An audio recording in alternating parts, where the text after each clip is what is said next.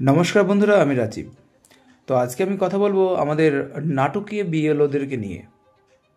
যে সমস্ত ভালো বিএলও যারা কিন্তু নিজ নিজ দায়িত্ব সুন্দরভাবে পালন করেছেন, তাদেরকেও ভিডিওর শুরুতে আমি তাদেরকে সেলাম জানাই।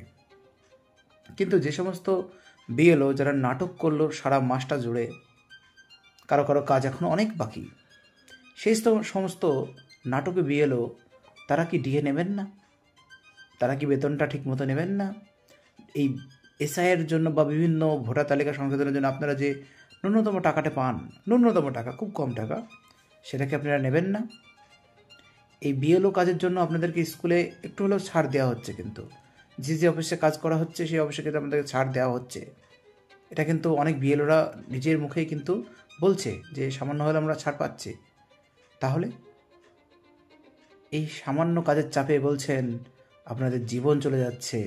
আপনারা কেউ কেউ যারা আত্মহত্যা করছেন, দেখেন প্রত্যেকটা মৃত্যুই কিন্তু দুঃখজনক এবং সেটা নিন্দাজনক।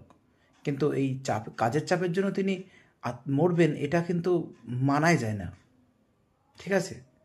আর এসআইআরের জন্য যে সমস্ত প্রাণগুলো গেল না, সেগুলো শুধুমাত্র ভুল বোঝানোর জন্য গেল।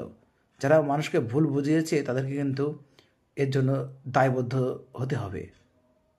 তো বিএলও বাবুরা আর যে সময়টুকু আছে, নাটক না করে, ধর্ণা না দিয়ে একটু কাজ করুন। বছরের শেষে নিশ্চয়ই এর জন্য আপনারা কিছুটা হলেও টাকা পাবেন, ঠিক আছে? তাই নাটকটা কম করুন। ধন্যবাদ।